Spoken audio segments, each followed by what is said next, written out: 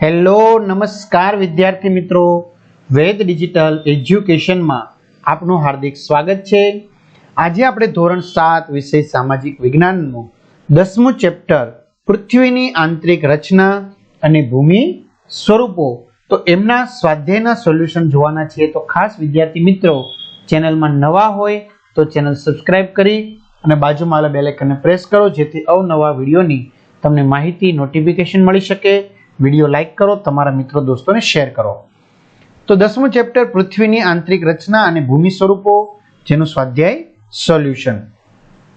તો પ્રશ્ન 1 યોગ્ય જોડકા જોડો। એમાં સાથે બળને જોડવાનું છે। તો પૃથ્વી સપાટીનું સૌથી ઉપલું સ્તર તો શિયાળ, રૂપાંતરિત ખડક, આરસપહાણ, નદીનું કાર્ય પૂરના મેદાન, પવનનું કાર્ય રેતીના ઢૂંવા અને હિમ નદીનું ઘસારાત્મક સ્વરૂપ એટલે આવશે ગોળાશ્મિ। બ ખાલી જગ્યા પૂરો। પૃથ્વીનું સૌથી આંતરિક સ્તર ભૂગર્ભના નામે ઓળખાય છે। અનાજ પીસવા માટે ગ્રેનાઇટ પથ્થરનો ઉપયોગ થાય છે। ત્રીજું ભૂકવચની નીચે જે સ્થાને કંપનની શરૂઆત થાય છે તેને ઉદ્ગમ કેન્દ્ર કહે છે। ચોથું સમુદ્ર મોજાના ઘસારણથી દિવાલ જેવા રચાતા ભૂ સ્વરૂપને સ્ટેકના નામે ઓળખવામાં આવે છે। પાંચમું પવનની ગતિ ઘટતા માટીના કણ જમીન પર પથરાય તેને ઢૂવા કહે છે। વિદ્યાર્થી મિત્રો, આ સિવાય તમારે બીજા વિષયના વિડીયો જોવા હોય એટલે કે તમામ વિષયના પાઠ્યપુસ્તકના પ્રકરણની સમજૂતીના વિડીયો, સ્વાધ્યાય અભ્યાસની સમજૂતીના વિડીયો પીડીએફ, પરીક્ષાના સમયે પરીક્ષા માટે ઉપયોગી અસાઇનમેન્ટ, પરીક્ષાના પેપરોની સમજૂતીના વિડીયો, એકમ કસોટી, સ્વ અધ્યયન પોથી, સ્વાધ્યાય પોથીના વિડીયો, એની પીડીએફ આ બધું જ તમને આપણી એપ્લિકેશન જે ગૂગલ પ્લે સ્ટોર કે જ્યાંથી તમે ગેમ ડાઉનલોડ કરો છો તો ત્યાં જઈને વેદ ડિજિટલ એજ્યુકેશન નામની એપ્લિકેશન ડાઉનલોડ કરો।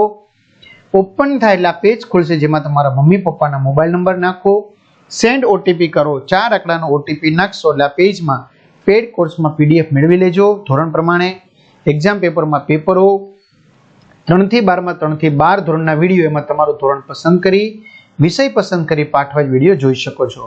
અથવા શાળા મિત્ર નામની એપ્લિકેશન હોય તો એમાં ધોરણમાં તમારું ધોરણ પસંદ કરી પાઠ્યપુસ્તકમાં વિષય પસંદ કરી પાઠવાઇઝ વેદ ડિજિટલના વિડીયો જોઈ શકો છો।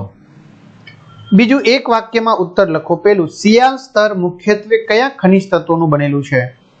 તો શિયાળ સ્તર મુખ્યત્વે સિલિકા અને એલ્યુમિના જેવા ખનિજ તત્વોનું બનેલું છે। એટલે જો સી એટલે સિલિકા અને એલ એટલે એલ્યુમિના એટલે શિયાળ કહેવામાં આવે છે। બીજું ખડકોના મુખ્ય 3 પ્રકારો જણાવો। તો ખડકોના મુખ્ય 3 પ્રકારો અગ્નિકૃત ખડકો, જળકૃત કે પ્રસ્તર ખડકો, ત્રીજું રૂપાંતરિત ખડકો અથવા વિકૃત ખડકો। ત્રીજું આંતરિક અગ્નિકૃત ખડકો એટલે શું? તો પૃથ્વી સપાટી નીચે ક્યારેક ભૂકવચની અંદર ઊંડાણમાં મેગ્મા લાવારસ ઠરવાથી રચાતા નક્કર અગ્નિકૃત ખડકોને આંતરિક અગ્નિકૃત ખડકો કહે છે। પૃથ્વીના ભૂગર્ભની આંતરિક ગરમીને કારણે અહીં મેગ્મા ઠરવાની ક્રિયા ધીમે ધીમે થાય છે તેથી આ ખડકોમાં મોટા કદના સ્ફટિક કણો હોય છે। ગ્રેનાઇટ આ પ્રકારનો ખડક છે। આંતરિક બળ એટલે શું? તો ભૂતકતી પ્લેટની વર્તુળ આકારે થતી ગતિને કારણે પૃથ્વીની સપાટી પર પરિવર્તન થાય છે।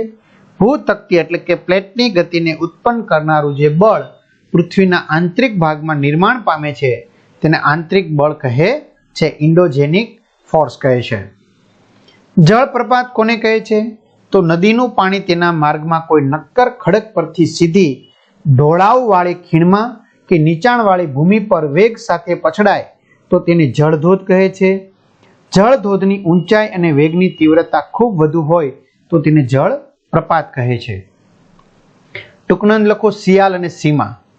તો પૃથ્વી સપાટીનો સૌથી ઉપલો પાતળો સ્તર મુખ્યત્વે સિલિકા એટલે કે રેતી અને એલ્યુમિનિયા એટલે કે એલ્યુમિનિયમ જેવા ખનિજ દ્રવ્યોનો બનેલો છે, તેથી તેને શિયાળ, સી એટલે સિલિકા અને એલ એટલે એલ્યુમિનિયા કહેવામાં આવે છે। શિયાળની નીચેનો સ્તર મુખ્યત્વે સિલિકા અને મેગ્નેશિયમનો બનેલો છે, તેથી તેને સીમા, સિલિકા અને મા એટલે મેગ્નેશિયમ કહેવામાં આવે છે। બીજું પવનનું કાર્ય સદ્રષ્ટાંત સમજાવો। તો વિદ્યાર્થી મિત્રો જો આમ જોવા જઈએ તો વિડીયો ઘણો બધો મોટો બની જશે, બરાબર? એટલે તમે વિડીયો પોઝ કરી અને તમે લખી શકશો તો લોએસનું મેદાન કહેવામાં આવે છે. હા, તમારે જો આ પીડીએફ જોતી હોય તો આ પીડીએફ આપણે જે વાત કરીએ એ પ્રમાણે એપ્લિકેશનમાંથી તમને મળી જશે. બરાબર.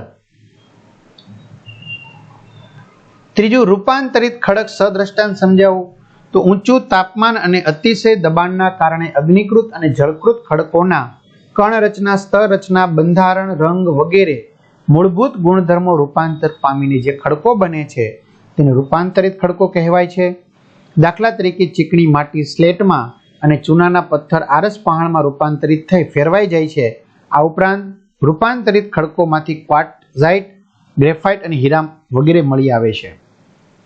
પ્રશ્ન 4, નીચેના પ્રશ્નોના ઉત્તર આપો. પહેલું, પૃથ્વીની આંતરિક રચના આકૃતિ સહ તમારે શું કરવાની છે? સમજાવવાની છે.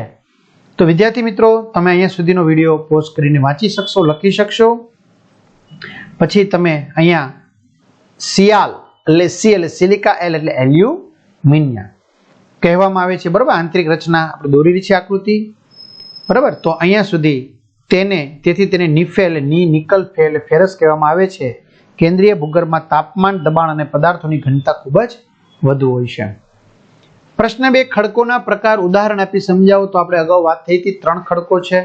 પહેલા એમાં અગ્નિકૃત ખડકો વિશે તમારે લખવાનું છે. બરાબર. ત્યાર પછી અગ્નિકૃત ખડકોનો અહીંયા સુધીનું તમારું લખાણ પૂરું થઈ ગયું કે ભાઈ ઘંટીમાં અનાજ, દાણા કે મસાલા દળવા માટે મોટે ભાગે ગ્રેનાઇટ પથ્થરનો ઉપયોગ થાય છે. પછી તમારે જળકૃત ખડકો વિશે લખવાનું છે.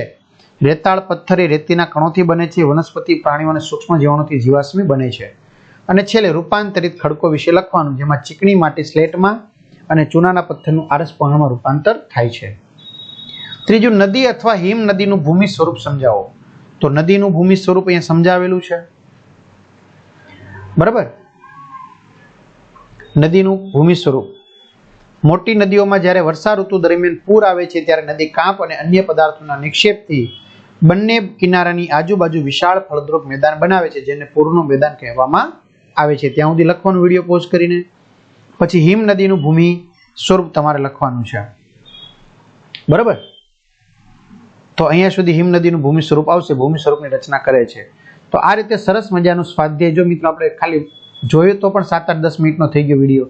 તો સ્વાધ્યાય પોથી, સ્વઅધ્યયન પોથી વગેરે તમને વેદ ડિજિટલ એજ્યુકેશન નામની એપ્લિકેશનમાંથી પ્રાપ્ત થશે. તો તમારા મિત્રો દોસ્તોને ખાસ જાણ કરજો.